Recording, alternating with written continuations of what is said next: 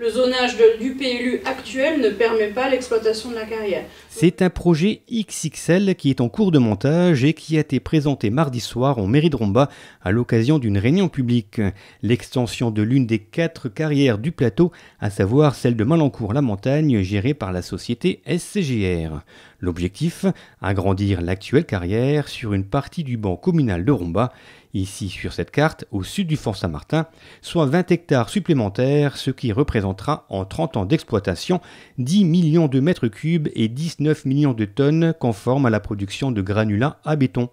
Mardi, pendant 2h30, Lionel Fournier, maire de Romba, mais aussi le propriétaire de la carrière, cabinet d'études et géologue, ont présenté ce projet à une assemblée attentive. Vous présenter une synthèse de cette étude.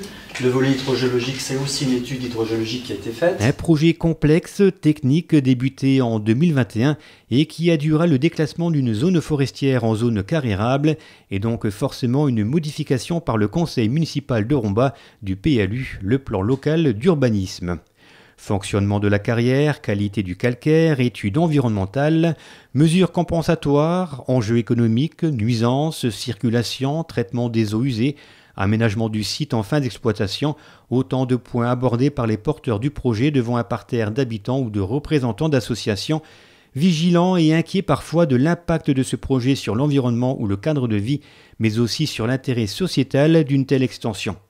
Des inquiétudes légitimes qui ont permis aux porteurs du projet d'apporter des éléments de réponse, en vantant notamment la qualité des études préalables et surtout la qualité du futur gisement.